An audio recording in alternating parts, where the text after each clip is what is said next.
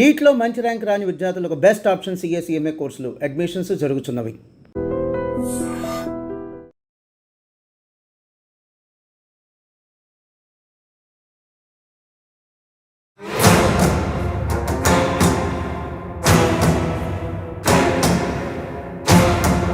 వర్షాకాలం కూడా మావోయిస్టులకి ఊపిరాడకుండా చేస్తామంటూ కేంద్ర హోంశాఖ మంత్రి అమిత్ షా రాయ్పూర్లో ప్రకటన చేశారు.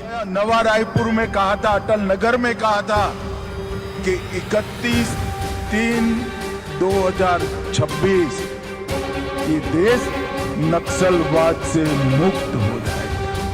और मित्रों, मैं फिर से बात विश्वास के साथ दोहराना चाहता हूं, जिस तरह से सुरक्षा बलों ने पराक्रम किया है, हमारी सूचना एजेंसियों ने सटीक रणनीति बनाई, हमें लक्ष्य को सिद्ध कर कर रहेंगे. और आज मैं छत्तीसगढ़ वासियों को कहकर जाता हूं कि हर बार बारिश में नक्सली थोड़ा आराम कर लेते थे, इस बार बारिश में भी हम उनको सोने नहीं देंगे और 31 दिन के लक्ष्य को हम आगे बढ़ाएंगे. అమిత్ షా గారు చాలా స్పష్టంగా చెప్తున్నారు, వర్షాకాలం కూడా మేము వెంటాడతామని. దాని మీద అన్నగడదు అన్న చెప్పండి. ఇప్పుడు వర్షాకాలం ఎంతైతే అనుకూలతలు ఉన్నాయి అనుకుంటున్నామో ఆ అనుకూలతల లోపల కూడా చనిపోతున్న సంఖ్య చూస్తుంటే డైరెక్ట్గా వీళ్ళందరినీ దాటుకొని ఆయన దగ్గరకు వస్తున్నారంటే టెక్నాలజీనా లేదు ఇక్కడ కోవట్లో ఉన్నారంటే సుధాకర్ లేదా గణేష్ చనిపోయింది అనేది దాంట్లోపట అంటే పట్టుకొని చంపిన అనే దాంట్లోపట క్లియర్ ఏం చెప్తారు ఇప్పుడు మావోయిస్ట్ పార్టీకి? సాయుధ పోరాటం విరమించాలంటారా? సాయుధ పోరాటం చేయడం ద్వారా అంటే నష్టపోవుడు తప్ప ప్రయోజనం లేదు.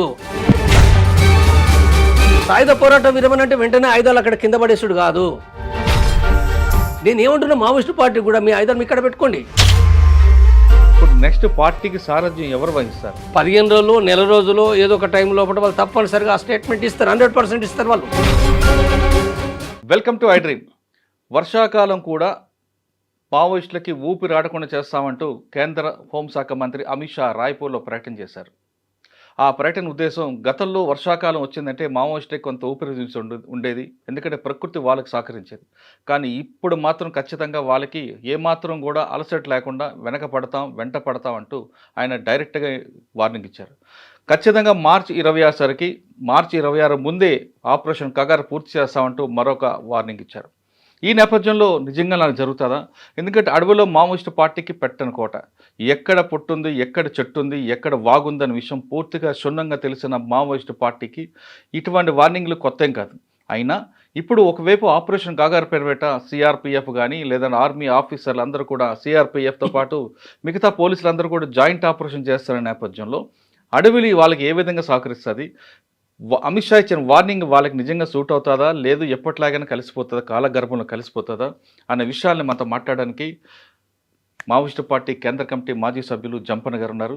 ఆయన చెప్పిన దాంట్లో అమిత్ షా చెప్పింది వాస్తవంగా జరుగుతుందా, అడవి వాళ్ళకి సహకరిస్తుందా, లేదు పార్టీకి సహకరిస్తుందా విషయాన్ని అన్నక్కడ తెలుసుకుందాం. నమస్తే అన్న. నమస్తే.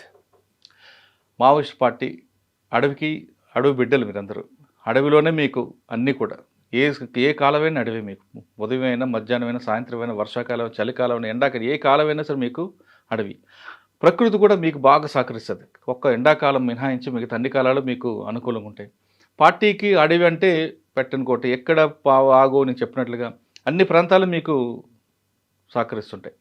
అటువంటి ప్రాంతంలో వర్షాకాలం సాధారణంగా పచ్చగా ఉంటుంది కాబట్టి మీరందరూ కొంచెం రిలాక్స్ అయ్యి ఉంటారు, వాటర్ కోసం బయటకు రారు కాబట్టి పోలీసులు కూడా మీకోసం ఎక్కువ ఇబ్బంది పడుతుంది. ఎందుకంటే ఎక్కడ బాగుంటుంది, ఎప్పుడు పొంగుతుంది విషయం మీకు తెలిసిందిగా పోలీసులకు తెలియదు.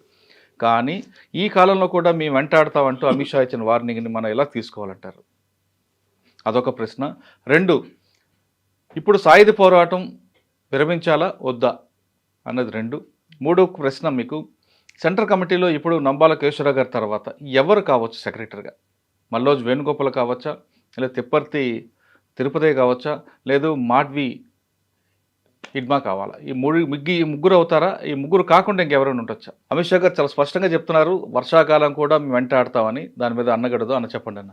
అమిత్ షా నిన్న ఛత్తీస్గఢ్లో మాట్లాడిన మాటలు ఏవైతున్నాయో మావోయిస్టు పార్టీ కొత్త కాదు. ఎందుకు కొత్త కాదనంటే గత 20 సంవత్సరాలకు పైగా ప్రభుత్వ పోలీసు మిలిటరీ బలగాలు వర్షాకాలం చలికాలంతో సహా కాలాలతో సంబంధం లేకుండా కూడా కంటిన్యూగా ఆపరేషన్స్ చేపడుతుండ్రు. ఈ ఆపరేషన్స్ లోపల కూడా అనేక సందర్భాల్లో అనేక ఘటనల లోపల మావోయిస్టు నాయకులు సభ్యులు చనిపోయిన ఘటనలు చాలా ఉన్నాయి. కాబట్టి అంటే వర్షాకాలం అంటే ఏదో అప్రమత్తంగా లేకుండా చాలా ఈజీగా ఉంటారనేది ఏమీ లేదు.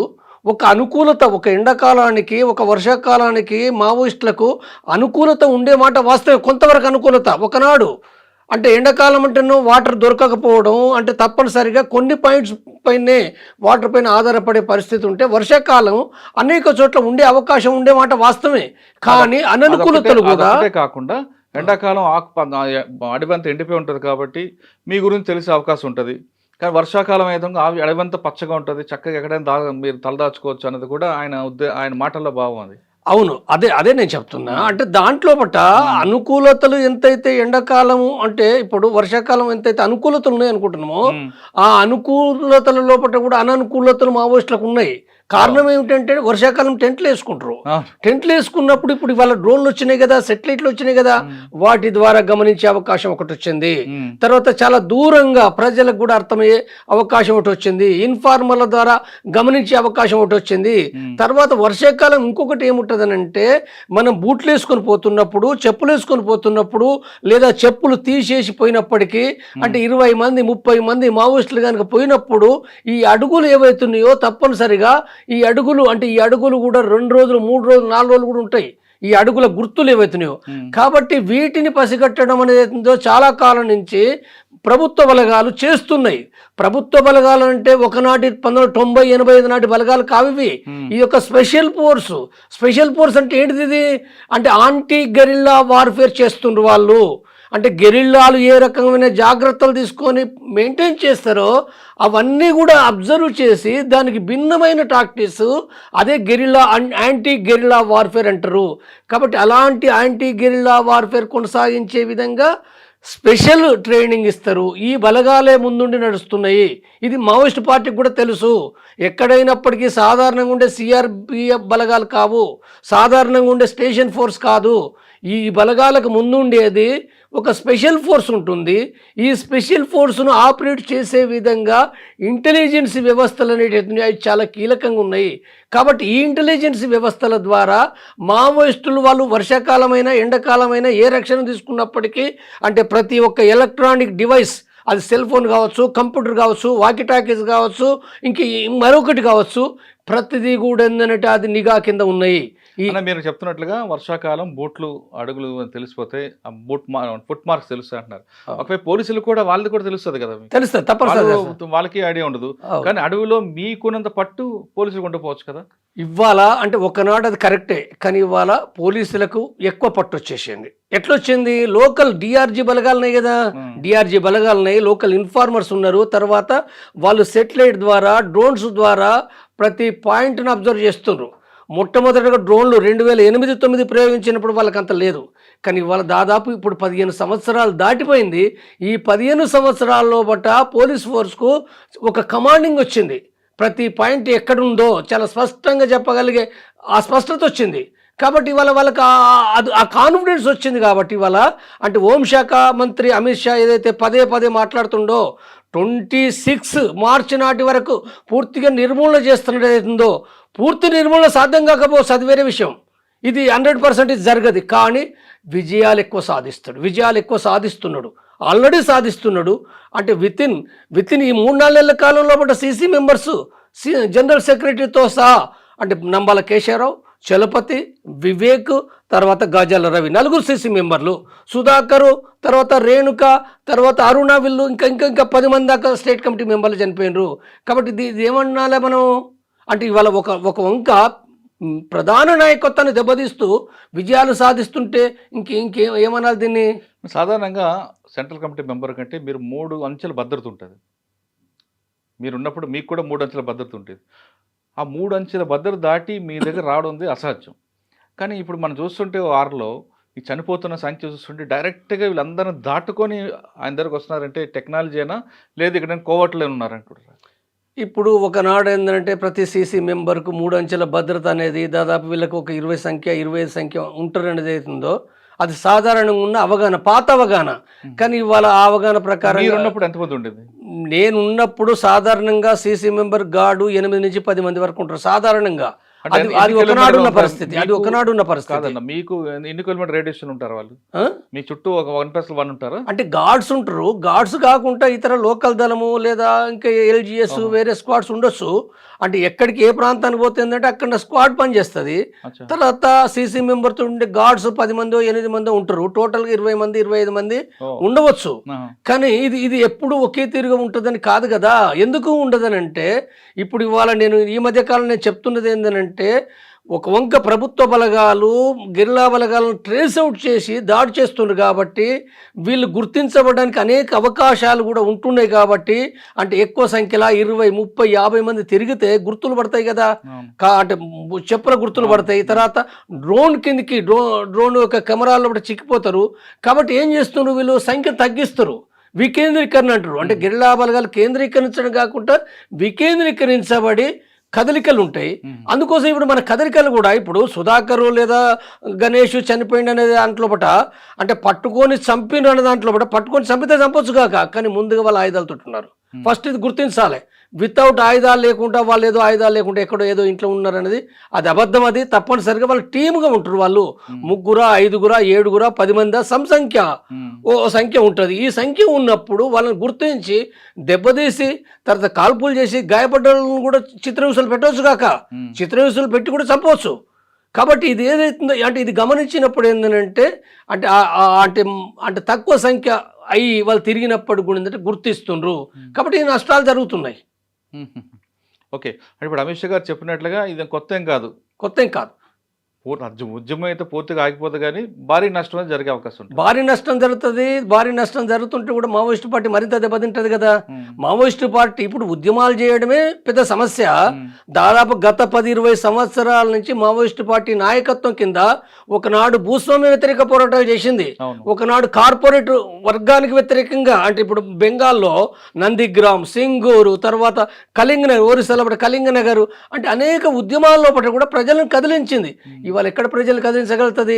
భూస్వామ్య వ్యతిరేక పోరాటాలు లేవు, కార్పొరేటివ్ వర్గానికి వ్యతిరేకంగా కూడా పోరాడే పరిస్థితి లేదు, అది కూడా లేదు కదా. ఏ ఉద్యమాలు చేస్తుంది? ఏ ఉద్యమాలు చేయనప్పుడు పార్టీలకు రిక్రూట్ ఎట్లయితారు? పార్టీలకు రిక్రూట్ కూడా లేదు కదా. పార్టీలకు రిక్రూట్ రారు. ఉన్న ఆదివాసులు కూడా అంటే భారతదేశంలో ఆదివాసులు 7%. ఈ 7%లో కూడా దండకారణ్యం అనేది ఏందో 1% లేదు. 1% లేని ఈ జనాభాలో కూడా ఒకనాడు వచ్చారు. ఏది సల్వాజుడు దాని మూలంగా వచ్చింది ఏదైతుందో ఇవాళ ఆ పరిస్థితి కూడా లేదు. ఇవాళ దండకారణ్యంలో కూడా జనతన సర్కారు కూడా ఫంక్షన్ కావటం లేదు. కాబట్టి ఎవరు వస్తారు అంటే పార్టీ లోపలికి వచ్చే సంఖ్య కూడా తగ్గిపోయింది. ఈ తగ్గిపోయిన పరిస్థితి లోపల బయట నుంచి కార్మిక వర్గం లేదు, విద్యార్థులు లేరు, మేధావులు లేరు. ఇది లేకుండా పార్టీ ఎట్లా బతుకుతుంది? కాబట్టి సాయుధ పోరాటం ఎట్లా కొనసాగించగలుగుతుంది? కాబట్టి ఇలాంటి పరిస్థితుల్లో పట్ట అంటే ప్రభుత్వానికి ఈ మొత్తం విషయాలు ఇవాళ కొత్తగా తెలవడం కాదు.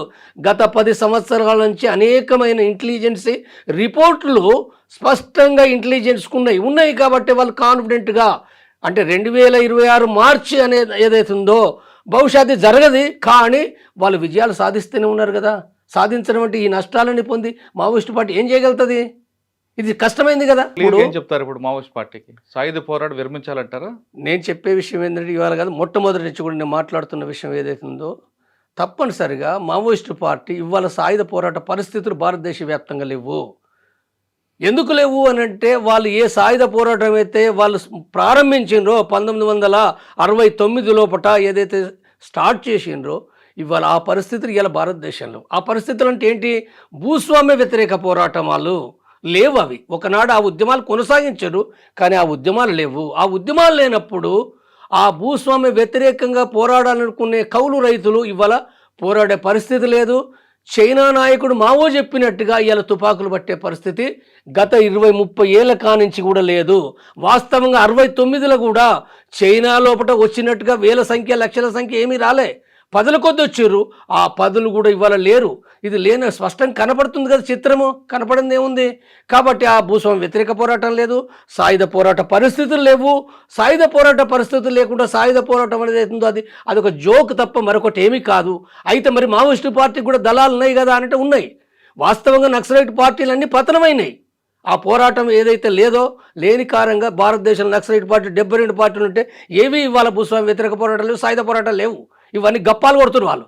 కానీ మావోయిస్టు పార్టీ మాత్రం ఎందుకు దళాలు ఉన్నదనంటే ఆదివాసీ ప్రాంతంలో అది ఒక మిలిటెంట్గా పోరాడింది. మిలిటెంట్గా పోరాడమే కాదు, దండకారణ్యంలో, ఒరిస్సా లోపట లేదా జార్ఖండ్లో, బీహార్ లోపట ఆదివాసీ ప్రజలను ఆర్గనైజ్ చేసింది. కొన్ని ప్రాంతాల్లో ఆదివాసీ ప్రాంతాల్లో దెబ్బతిన్నప్పటికీ ఇంకా దండకారణ్యం ఆదివాసీ ప్రజలు ఏదైతే ఉందో కొంతవరకు ఏంటంటే ఇప్పటికి వాళ్ళు ఆల్రెడీ ఉద్యమాలు చేసిండ్రు. దాని ఫలితంగా ఏంటంటే ఇప్పటికీ గెరిల్లా దళాలు, కంపెనీలు మావోయిస్ట్ పార్టీకి ఉన్నాయి. కానీ ఇవాళ మొత్తంగా చూసినప్పుడు ఏంటంటే అది కూడా ఒక దెబ్బతింటున్న క్రమం కనబడుతుంది. మావోయిస్టు పార్టీ తన ఉనికి సమస్యగా మారింది. కాబట్టి ఇలాంటప్పుడు ఇంకా సాయుధ పోరాటం ఎందుకు? సాయుధ పోరాటం చేయడం ద్వారా అంటే నష్టపోవడం తప్ప ప్రయోజనం లేదు. మీరు ప్రజలు నేనేం చెప్తున్నానంటే మావోయిస్టు పార్టీ స్పష్టంగా ప్రకటన చేయండి, సాయుధ పోరాటం విరమిస్తామని ప్రకటన చేయండి. ప్రకటన చేయడం ద్వారా తప్పనిసరిగా కేంద్ర ప్రభుత్వము తప్పనిసరిగా కాల్పుల విరమణ చేయాలి, శాంతి చర్చలు ఆరంభించవలసింది. ఒకవేళ ఆరంభించకపోతే దేశవ్యాప్తంగా ఇవాళ ఈ ధర్నాలు ఇవి కాదు, దేశవ్యాప్తంగా మావోయిస్టు పార్టీలను వ్యతిరేకించే వాళ్ళు కూడా దేశవ్యాప్తంగా కూడా అరే వాళ్ళు ఎందుకు చంపుతుండ్రు, వాళ్ళు ఆల్రెడీ సాయుధ పోరాట విరమణ ప్రకటించింది కదా, ప్రకటించిన తర్వాత చంపకూడదు కదా. అన్ని వర్గాల ప్రజలు మద్దతు వస్తుంది. అప్పుడు ఈ దేశంలో కాదు విదేశాలు కూడా మద్దతు వస్తుంది, సీరియస్గా వస్తుంది. కాబట్టి మీరు ప్రకటన చేయండి, నష్టం ఏమున్నది, స్పష్టంగా చేయండి. నేనేమంటున్నానంటే వాస్తవంగా మావోయిస్టు పార్టీ చాలామంది అంటే అర్థం చేసుకుని వాళ్ళన్నారు. కానీ మొట్టమొదటగా వాళ్ళు అభయ్ శాంతి చర్చను స్వాగతిస్తూ మాట్లాడాడు. తర్వాత నెక్స్ట్ రూపేష్ 3 ప్రకటనలు చేసిండు. 3 ప్రకటనలు కూడా అవి ఫేక్ అని చెప్పి హైదరాబాద్ మేధావులు ఫేక్ అని చెప్పి మాట్లాడితే ఛత్తీస్గఢ్ కాంగ్రెస్ నాయకులు చెప్తున్నా, అది రూపేష్ కూడా చెప్పిన విషయమే, ఫేక్ అని చెప్తే ఆయన BR Basavaraju general secretary Nambala Keshavarao direction లోపల అదే నారాయణపూర్ జిల్లా లోపల బసవరాజు ఉన్నాడు, అదే నారాయణపూర్ జిల్లా లోపల రూపేష్ను పంపించి రూపేష్ మొత్తం పార్టీకి ప్రాతినిధ్యం వహిస్తున్నట్టుగా ప్రకటన చేస్తూ మావోయిస్టులు కేంద్ర కమిటీ మెంబర్స్ చెప్తేనే నేను చెప్తున్న విషయం చెప్తూ ఆయన స్పష్టంగా చెప్పింది ఏంటంటే మేము ఆయుధ విసర్జన అనేది ఉందో శాంతి చర్చల ఎజెండాల భాగంగా పెట్టండి, చర్చిద్దామనే విషయం చెప్పిండు. ఇది మొట్టమొదటిసారి ఒక మావోయిస్టు పార్టీ చరిత్ర లోపల మొట్టమొదటిసారి ఇది మాట్లాడడం. ఎజెండాలో పెట్టండి, చర్చిద్దామంటే దాని అర్థం ఏంటిది?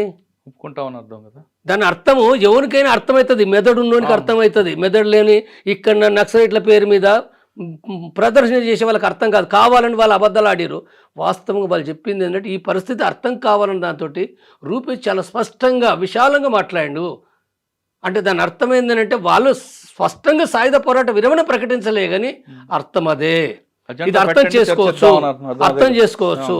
ఆ తర్వాత నేను ఇంటర్వ్యూ ఇచ్చిన ఒక దాంట్లో మీరు సాయుధ పోరాట విరమణ ప్రకటించండి, కేంద్ర ప్రభుత్వము, పోలీస్ అధికారులు, బీజేపీ నాయకులు ఇవి నాటకాలు అంటుండ్రు, నాటకాలు కాదు స్పష్టంగా ప్రకటించండి. కాబట్టి నేను అర్థం చేసుకుంటున్నా, కొంతమంది అర్థం చేసుకుంటుండ్రు, కాబట్టి ఈ మెలికలు ఎందుకు, కాబట్టి స్పష్టంగా చెప్పండి అనే విషయం నేను చెప్పిన. నీ చెప్తే తర్వాత అభయ్ ఇచ్చిన ప్రకటన ఏంటంటే సాయుధ పోరాట విరమణ అనుకుంటా జనజీవన శ్రమంతో లోపట కలిసే విషయం లోపల మా కోర్ కమిటీ అన్నాడు, మొత్తం పార్టీ కాదు, మా కోర్ కమిటీ కలిసి చర్చించి నిర్ణయించుకుంటాము డెమోక్రటిక్గా అనే విషయం చెప్పిండు. చాలా స్పష్టంగా ఉంది కదా, అందులో ఉన్నది. కాబట్టి ఏదైతుందో ఇంత స్పష్టంగా ఉన్న విషయం కూడా ఇంటెలిజెన్స్ వాళ్ళకి తెలుసు, 100% తెలుసు అంటాను నేను. తెలంగాణలో ఉన్న వాళ్ళకు, ఆంధ్రాలో ఉన్న వాళ్ళకు, అర్థమైన వాళ్ళకి అందరికీ తెలుసు. బీహార్లో జార్ఖండ్లో ఉన్న ఇంటెలిజెన్స్ అధికారులు ఏం చెప్పారో నాకు తెలియదు. కానీ తర్వాత ఒక వంక ఈ ప్రకటనలు వస్తుంటే ఈ హైదరాబాద్ మేధావులు ఏం మాట్లాడుతున్నారంటే మేము సాయుధ పోరాటం చేస్తాం, మావోయిస్టు పార్టీ సాయుధ పోరాట విరమణ చెయ్యది, సాయుధ పోరాట విరమణ అంటే తప్పు, జంపన్ అనుడు తప్పు, సాయుధ పోరాటం చేస్తాం అంటారు. అంటే నువ్వేం చేస్తున్నావు, నువ్వేం మాట్లాడుతున్నావు? ఒకవైపు శాంతి చర్చలు అంటారు. వాస్తవంగా కేంద్ర ప్రభుత్వం ఆ సందర్భంలో ఆలోచించే అవకాశాలు ఏర్పడినాయి, నిర్ణయం తీసుకోలే. అంటే వాస్తవంగా ఆ ప్రశ్న వేస్తుంది కేంద్ర ప్రభుత్వం. ఏం ప్రశ్న వేస్తుంది? చర్చలు కావాలంటారు, ఎందుకోసం చర్చలు కావాలి? ఎజెండా ఏంటి నడుస్తుంది, మీరు స్పష్టంగా చెప్పాలి కదా. అంటే చెప్పాలని అంటే ఇప్పుడు ఇక్కడ ఈ పార్టీలన్నీ ఒక వంక నేను చెప్పేది వేరు, శాంతి ఎందుకోసం నేను చెప్తున్నా, స్పష్టంగా చెప్తున్నా. శాంతి అంటే పూర్తిగా సాయుధ పోరాట విరమణ కోసమే.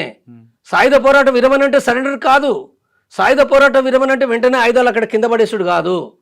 సాయుధ పోరాట విరమణ ప్రకటించడం ద్వారా తప్పనిసరిగా కేంద్ర ప్రభుత్వం చర్చలు ప్రారంభించే అవకాశం ఉంటుంది.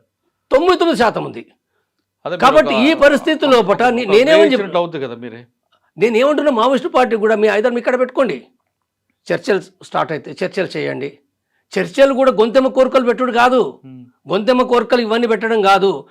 నేను రూట్ క్లియర్ చేసిన, నేను మీరు ఏదైతుందో ఇవాళ మీ ఉనికి సమస్య తప్పనిసరిగా మీరు ఇప్పుడు ఇవాళ ఈ మార్గంలో బయటికి రాండి. ఒక ప్రజాస్వామ్య వ్యవస్థ, ప్రజాస్వామిక వ్యవస్థ అంటే దానిపైన విమర్శలు వేరే. ఇవాళ ఇక్కడికి చట్టబద్ధ పద్ధతులకు మీరు వచ్చి మీ కార్యక్రమాలు కొనసాగించండి, సాయుధ పోరాటం కాకుండా చట్టబద్ధమైన కార్యక్రమాలు కొనసాగించండి అనే విషయం నేను చెప్తున్నప్పుడు వీళ్ళు ఆలోచించుకొని చేయవలసిన పీరియడ్ లోపల ఇవాళ ఈ హైదరాబాద్ మేధావులు దీనికి అడ్డుకట్ట వేసే విధంగా పూర్తిగా సాయుధ పోరాటం అంటుండ్రు. మరి ఎవరు చేస్తున్నారు సాయుధ పోరాటం? ఎక్కడున్నది? పోనీ నేనేం చెప్తున్నంటే సాయుధ పోరాటం కొనసాగించే పరిస్థితులు ఉన్నాయా? 20 ఏళ్ల కాంచి లేవు అనే విషయము గుడ్డివానికి కూడా కనపడుతున్నాయి. గుడ్డివానికి కనపడుతుంటే కూడా సాయుధ పోరాటం అని చెప్పి పెడబొబ్బలు పెడుతున్నారు. అంటే వాళ్ళు చచ్చిపోవాలి. పార్టీ ఇప్పుడు లీగలైజ్ చేస్తే లీగలైజ్ చేయాలంటున్నాను నేను. లీగలైజ్ చేయకపోతే ఇంకా పార్టీ బతికేంటిది ఉన్నదా? ఆ పార్టీ బతుకుతుందా? కేంద్ర ప్రభుత్వం బలగాలు ఎంత ఆధునికంగా ఉన్నాయి, ఎంత ఎలక్ట్రానిక్ యుద్ధం చేస్తున్నాయి, మామూలు కాదు. ఇజ్రాయెల్ యొక్క టెక్నాలజీతోటి ఇండియన్ మిలిటరీ అక్కడ వార్ చేస్తుంది, నీ ప్రతి కదలిక అర్థం చేసుకుంటుంది. చనిపోవడమే కదా ఇప్పుడు వరుసంగా ఇంత తొందరగా కేంద్ర కమిటీ మెంబర్లు, రాష్ట్ర కమిటీ మెంబర్లు చనిపోవడం ఏమర్థం చేసుకోవాలి? అదే కదా, అంటే చంపేస్తూనే ఉంది కదా. చంపేస్తుంటే మన సాయుధ పోరాటం అంటే అర్థం ఏంటిది? ఏమైనా ఉన్నదా? ఒక వంకను వాళ్ళు చెప్పలే. వాళ్ళు ఇప్పటికీ మావోయిస్టు పార్టీ అభయ ప్రకటనలు గమనించండి, లేదా రూపేష్ ప్రకటనలు గమనించండి, ఎక్కడ కూడా మేము సాయుధ పోరాటం చేస్తాం, యుద్ధం చేస్తాం అనే మాట మాట్లాడలే. వాళ్ళు ఒక రకంగా మాట్లాడతారు, కానీ బయట ఉన్న వాళ్ళు సాయుధ పోరాటం కూడా ప్రకటన మీరు అన్నట్లుగా ఒక మెట్టు దిగే మాట్లాడారు. అవును, రూపేష్ ప్రకటన కానీ మీరు చెప్పిన అభయ ప్రకటనలో కూడా ఎజెండాలు పెట్టండి చర్చిద్దాం అంటున్నారు. అంటే ఒక మెట్టు దిగినట్లే తప్ప వాళ్ళు మాకే పట్టుదల కావాలి, మాదే ఈగో అన్న ఫీలింగ్ ఎక్కడ లేదు. మరి ఈ నేపథ్యంలో ఈ రప్చర్ ఎందుకు అవుతుందండి? ఈ రప్చర్ ఎందుకనంటే ఇప్పుడు వీళ్ళు ఒక వంక ఏంటంటే బయట ఉన్న వాళ్ళకు సాయుధ పోరాటం అంటేనే వాళ్ళకు ఊపు వస్తుంది, అంతకంటే ఏం లేదు. అంటే ఇది ఒక పెట్టి బూర్జువా, ఒక ప్రతిష్ట తప్ప మరొకటి ఏం లేదు. అంటే ఈ అతివాదం, సెక్టేరియన్ మాటలు మాట్లాడుతూ ఒక రకం విప్లవకారులు చలామణి అయ్యే వాళ్ళు సమాజంలో ఎప్పుడూ ఉంటారు, ఇప్పుడు కూడా ఉన్నారు, ఎప్పుడు ఉంటారు. కానీ వాస్తవంగా మావోయిస్టు పార్టీ ఇచ్చిన ప్రకటనలు గమనించినప్పుడు వాళ్ళు చాలా స్పష్టంగా చెప్పినారు. వాస్తవంగా కేంద్ర ప్రభుత్వానికి కూడా అర్థమైంది. అయితే అర్థం కావడంతో పాటుగా డౌట్ ఉన్నది వాళ్ళకు. వాస్తవంగా ఇది మాట్లాడుతున్నారు అంటే వాళ్ళు ఏం మాట్లాడినంటే ఇది మాట్లాడుతున్నారు నిజమే, మరి మాట్లాడినప్పటికి కూడా ఇది మరి స్పష్టంగా చెప్పొచ్చు కదా. అదే విషయం అయితే సాయుధ పోరాటాన్ని మేము విరమిస్తామని ప్రకటించవచ్చు కదా, ప్రకటించడం లేదు. ఇది ప్రకటించడం లేదు. తర్వాత మిలిటరీ అధికారులు కూడా రకరకాలుగా చెప్తారు కదా. అంటే కొంతమందికి ఇప్పుడు మిలిటరీ అధికారులు, ఇంటెలిజెన్స్ అధికారులు ఇన్ఫర్మేషన్ రకరకాలు వస్తుంది, వాళ్ళకు వచ్చే ఇన్ఫర్మేషన్ ఒకటి ఉంటుంది, వాళ్ళకు కొన్ని ఇంట్రెస్ట్లు కూడా వేరే ఉండొచ్చు. వాళ్ళ ఇంట్రెస్ట్లు కూడా లేదు, అవకాశాలు ఉన్నాయి కదా, వాళ్ళని చంపే అవకాశం ఉంది, నిర్మూలించే అవకాశం ఉంది, చంపేస్తే అయిపోతుంది, 6 నెలల పాటు ఎట్లా నిర్మూలిస్తాం కదా. ఈ చర్చల నాటకం ఎందుకు? ఈ చర్చల నాటకం అంటే ఏం డిమాండ్లు పెడతారో తెలియదు. డిమాండ్లు అంటే చర్చలకు వచ్చిన తర్వాత ఇప్పుడు నేను గొంతెమ్మ కోరికలు కోరొచ్చు కదా. ఇప్పుడు ఒక ఆయన ఏమంటారంటే ఇప్పుడు మొత్తం మైండ్స్ మొత్తం కూడా ఉందనంటే అక్కడ మైండ్స్ అది చేయొద్దనంటే, అంటే కాంగ్రెస్ ప్రభుత్వం ఎక్కడన్నా మైండ్స్ చేయకుంటున్నదా? తెలంగాణలో చేయకుంటున్నదా? దేశంలో చేయకుంటున్నదా? అంటే పెట్టుబడిదారి వర్గం ఈ దేశంలో మైండ్స్ చేయకుండా తర్వాత ఇవి ఉంటుందా? ఉండదు. అంటే ఈ చర్చల్లో ఈ డిమాండ్ పెడితే మరి కేంద్ర ప్రభుత్వం కూడా భయపడుతుంది కదా. నువ్వు ఇంత డిమాండ్లు పెడతామని అనుకుంటే అది భయపడుతుంది. మన డిమాండ్ ఏదైతుందో మావోయిస్టు పార్టీని, అందుకోసం ఏం చెప్తున్నా, మీరు మొదటగా సాయుధ పోరాట విరమణ ప్రకటించండి. మీరు ప్రకటించి నేనేమంటున్నంటే మొట్టమొదటగా ఇతర డిమాండ్లు చర్చించండి. కానీ నేను చెప్పేది ఏంటంటే మీ పార్టీ లీగల్ కావడం అనేది, లీగల్ అయ్యేదాన్ని కేంద్ర ప్రభుత్వం ఆమోదించాలి, చట్టబద్ధంగా ఆమోదించాలి. సిపిఐ మావోయిస్టు పార్టీ పేరును, ఆ పార్టీ పైన నిషేధాన్ని ఎత్తివేయాలి. ఆ పార్టీ ప్రజా సంఘాలు ఏవైతున్నాయో, రాడికల్ విద్యార్థి సంఘం, రైతు కూలి సంఘం, లేదా జన్నాట్య మండలి, ఇంకా వేరు ప్రజా సంఘాలు ఏవైతున్నాయో ఆ ప్రజా సంఘాలపైన నిషేధాన్ని ఎత్తివేయాలి. అట్నే జైలు లోపల ఆ పార్టీ నాయకులు ఉన్నారు, కేంద్ర కమిటీ నాయకులు ఉన్నారు, రాష్ట్ర కమిటీ నాయకులు ఉన్నారు. ఇవాళ వాళ్ళు ఆ పార్టీలో ఉంటారా లేదా నాకు తెలియదు. ఏదైతుందో వాళ్ళు ఎవరైతుందో వాళ్ళని జైలు నుంచి విడుదల చేయాలి. తర్వాత అదే కాదు, ఇంకా ఇప్పుడు ఉపా కేసులు పొటా కేసులు కూడా ఇప్పుడు తెలంగాణ ఆంధ్రప్రదేశ్ లోపల కూడా ఇతర రాష్ట్రాల లోపల కూడా ఉపా కేసులతోటి బయట ఉన్న కార్యకర్తలు కూడా ఉన్నారు కదా, వాళ్ళపైన ఉపా కేసులు రద్దు చేయాలి. ఇది రద్దు చేయడం ద్వారా ఆ మావోయిస్టు పార్టీ ఆ ప్రజా సంఘాలు పనిచేసుకోవచ్చు కదా చట్టబద్ధంగా. చట్టబద్ధంగా పనిచేసి నీకేం పోతుంది తుపాకు గింతే అంటే ఆడ పక్కకు పెడితే ఏదో విలువ పోయినట్టుగా తుపాకులతో నువ్వేం చేస్తావు? ఇలా తుపాకులతో నువ్వేమి చేయలేవు అనేది గత 20 సంవత్సరాల నీ చరిత్ర నిరూపిస్తుంది. నీకు అర్థమవుతుంది కదా నీ ఉనికి సమస్య. ఈ నేపథ్యంలో సుధాకర్ గారు లేదా అంబాల కేశవరావు గారు మీరు చెప్తున్న సెంట్రల్ కమిటీ అందరూ ఒకరుగా చనిపోవడం పట్ల ఇప్పుడు నెక్స్ట్ పార్టీకి సారథ్యం ఎవరు వహిస్తారు? అంటే మల్లాజు వేణుగోపాల్ గారు ఉన్నారు, తిప్పర్తి తిరుపతి ఉన్నారు, లేదా మాడ్వి హిడ్మా ఉన్నారు. వీళ్ళు ముగ్గురు కాకుండా ఇంకెవరు రావచ్చు? తక్కిడిపల్లి వాసుదేవరావు అంటే మిలిటరీ ఆపరేషన్లో ఆయనకు ఒక పెద్ద పవర్ ఉంది. మళ్ళీ రాజరెడ్డి అవుతారు, లేదా గణపతి గారు మళ్ళీ ఒకసారి సారథ్యం వహిస్తారా? ఇప్పుడు నాకు తెలిసిన సీసీ మెంబర్స్ వేరే. నేను వెళ్ళొచ్చిన తర్వాత నేను 2017 వరకు మాత్రమే నేను ఉన్నాను. ఆ తర్వాత నేను వచ్చిన తర్వాతనే ఇప్పుడు రవి కూడా నేను వచ్చిన తర్వాత సీసీ మెంబర్గా తీసుకున్నారు. సుధాకర్ని అయితే తీసుకోలేదు. సుధాకర్ కూడా ఇప్పుడు మొన్నటి ప్రకటనలో కూడా సీసీ మెంబర్ కాకుండా రాష్ట్ర కమిటీ మెంబర్గా రాశారు. ఇతరులను ఎవరిని తీసుకున్నారనే విషయం నాకు తెలియదు. తీసుకుంటే నా అంచనా ప్రకారంగా మరో 5-6 లేదా 7-8 మంది తీసుకోవచ్చు. ఇక్కడ అంటే బీహార్ జార్ఖండ్ నుంచి తీసుకోవచ్చు, ఇక్కడి నుంచి తీసుకోవచ్చు. టోటల్గా 25 మెంబర్స్కు లేదా ఎక్కువ 30 మెంబర్స్కు మించది. అయితే ఇందులో పట్ల కూడా ఈ కాలంలో పట్ల 4-5 చనిపోయినరు. కాబట్టి ఇప్పుడు 25 లోపే 20-25 మధ్యలో పట్నే లేదా 20 లోపు కూడా ఉండొచ్చు. కాబట్టి ఈ సంఖ్యకు సంబంధించిన దాంట్లో పట్ల వాళ్ళు గతంలో పట్ల ఒక పొలిట్ బ్యూరో మెంబర్స్గా అంటే ఆల్రెడీ ఇంటెలిజెన్సీ వర్గాలకు కూడా స్పష్టంగా తెలుసు కాబట్టి నేను చెప్తున్నా. ఏది అభయ్ కానీ పొలిట్ బ్యూరో మెంబరే, తర్వాత తిరుపతి కూడా పొలిట్ బ్యూరో మెంబరే, తర్వాత సునీర్మల్ కూడా ఏంటంటే పొలిట్ బ్యూరో మెంబరే, జనార్దన్ జీ పొలిట్ బ్యూరో మెంబరే, ఇంకా 4-5 ఉన్నారు. కాబట్టి పొలిట్ బ్యూరో మెంబర్స్ ఉన్నారు. సాధారణంగా ఎంపిక ఎట్లా చేసుకుంటారు? పొలిట్ బ్యూరో మెంబర్స్ నుంచే ఎంపిక చేసుకోవచ్చు. లేదు వీళ్ళు ఎవరు పనికిరారనుకుంటే సీసీ మెంబర్స్ నుంచి కూడా తీసుకోవచ్చు. కాబట్టి ఇది ఎట్లా తీసుకుంటారు అనేది ఉందో వాళ్ళ కేంద్ర కమిటీ వాళ్ళ మీటింగ్ అయితే వాళ్ళు ఒక ప్రజాస్వామ్యయుతంగానే నిర్ణయించుకుంటారు తప్ప ఎవరికి వాళ్ళు నిర్ణయించుకోలేరు కదా. ఏ ఒక్కరు కూడా ఇప్పుడు ఇది మేము సీసీ సెక్రటరీ అని చెప్పి నిర్ణయించలేరు. సాధారణంగా పొలిటికల్ బ్యూరో నుంచి కాకుండా పొలిటికల్ బ్యూరోలో చెప్పాలంటే ఆ యాక్టివిటీని తీసుకుంటారా, లేదా మిలిటరీ ఆపరేషన్లో గట్టిగా పట్టున్న వైపు తీసుకుంటారా? మిలిటరీ పార్టీ లోపల మావోయిస్టు పార్టీ లోపల ఎప్పుడు కూడా మిలిటరీ ఆపరేషన్ నంబాల కేశవరావు గారు ఉన్నారు. గతంలో ఆయన ఏంటి సిఎంసీ చీఫ్ కాబట్టి ఆయనకి ఇచ్చారు అనేది ఒక వార్త ఉంది. లేదు ఈసారి నంబాల కేశవరావు గారు లేరు కాబట్టి ఇప్పుడు మల్లాజు వేణుగోపాల్ ఆయనకి అందులో తక్కువ అనుభవం ఉంది కాబట్టి ఆయనకి ఇస్తారా లేదా? గణపతి సెక్రటరీకి ఎప్పుడు అయిండు? 91 తర్వాత అయిండు కదా, 91-92లో అయిండు. మరి అప్పటికే ఒక మిలిటరీ రంగం లోపల నిష్ణాతుడిగా బసవరాజు ఉన్నాడు, నంబల కేశవరావు ఉన్నాడు. మరి ఉన్నప్పటికి కూడా ఏంటంటే ఆయనను పెట్టలేదు. అంటే గణపతిని పెట్టారు. గణపతి మిలిటరీ ఆపరేషన్లో లేడు, ఎక్కడ కూడా అలాంటి గైడెన్స్ కూడా ఏమీ లేదు, మరి పెట్టలేదు. కాబట్టి అట్లా పెడతారనేది అది పొరపాటు అభిప్రాయము. సైద్ధాంతికంగా రాజకీయంగా ఎవరైతే గైడ్ చేయగలుగుతారో వాళ్ళను మాత్రమే పెడతారు, వాళ్ళను మాత్రమే ఆ కమిటీ ఎన్నుకుంటుంది. కాబట్టి దృష్టిలో పెట్టుకున్నప్పుడు నమ్మాల కేశవరావు మిలిటరీ చీఫ్ అయినప్పటికీ ఆయన ఓన్లీ మిలిటరీలో మాత్రమే నిష్ణాతుడు అనేది కాకుండా ఆయనకు సైద్ధాంతిక రాజకీయ రంగంలో పట్ల కూడా అవగాహన ఉంది. దాంట్లో పట్ల కూడా ఒక అవగాహన ఉన్న నాయకుడు కాబట్టి ఆ రీత్యానే పెట్టిరు తప్ప మిలిటరీ కోణం నుంచి పెట్టలేదు ఆయనను. కాబట్టి ఇక్కడ ఇప్పుడు ఎవరిని పెడతారు అనుకున్నప్పుడు ఏదైతుందో ఇప్పుడు మిలిటరీ రంగంలో వేరు ఉండొచ్చు. ఇప్పుడు అభయ్ మిలిటరీ రంగంలో లేడు కాబట్టి ఇతరులు మిలిటరీ రంగంలో ఉన్నారు. తిరుపతి మిలిటరీ రంగంలో ఉన్నాడు, అందరికీ తెలుసు. సిఎంసీ చీఫ్గా కూడా తిరుపతి ఉన్నాడు, ఎప్పటి నుంచో సిఎంసీ మెంబర్గా ఉన్నాడు. ఇప్పుడు సిఎంసీ చీఫ్గా దాదాపు సిఎంసీ చీఫ్ అంటే 2018 నుంచి 17 చివరి నుంచి కూడా ఆయన సిఎంసీ చీఫ్నే తిరుపతి. కాబట్టి మిలిటరీ చీఫ్ని పెడతారా లేకపోతే ఎవరిని పెడతారా అనేది ఉందో, మిలిటరీ అనేది కొలమానం కాదు. దాంట్లో కూడా సీనియారిటీ ప్రకారం అయితే జనార్దన్ జీ కూడా చాలా పార్టీలు కూడా చాలా సీనియారిటీ, ఆయన ఎంసీసీ నుంచి వచ్చిండు, ఆయన ఆ సీనియారిటీ ఉన్నాడు.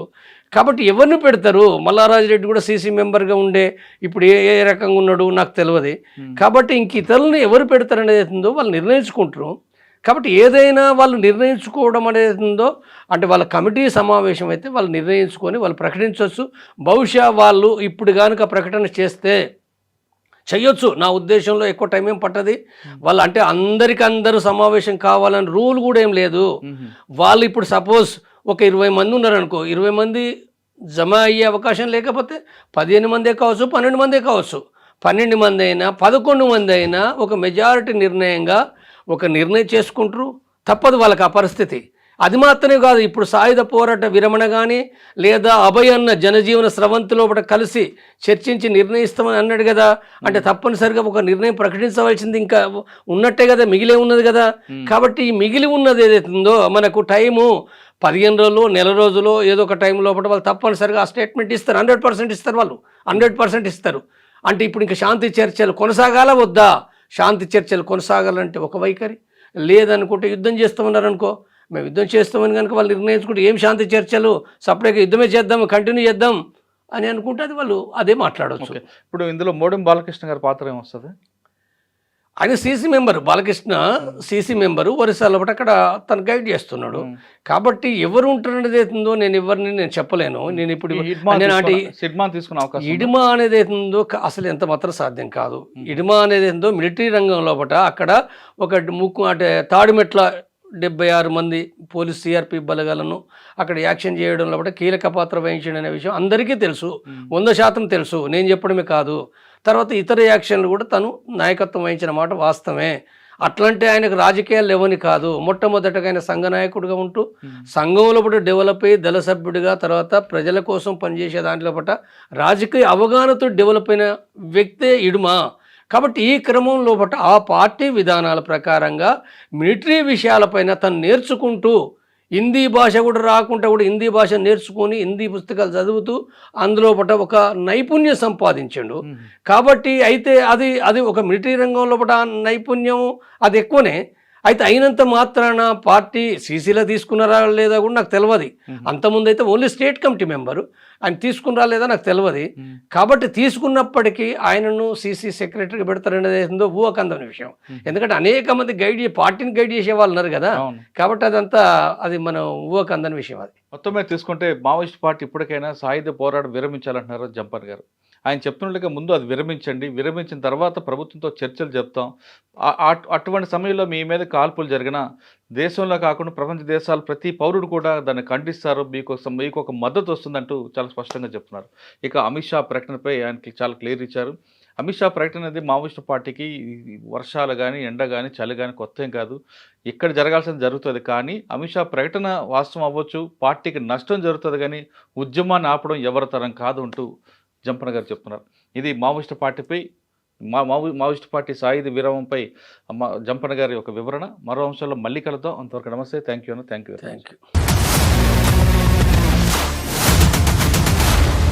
iDreams, this police diaries is something very, very valuable towards that. I must really appreciate Murali, your insights. iDreams founder and CEO చిన్న వాసుదేవ్ రెడ్డి గారితో మురళీధర్ క్రైమ్ స్టోరీస్ చాలా ఫేమస్ అయిపోయినావు.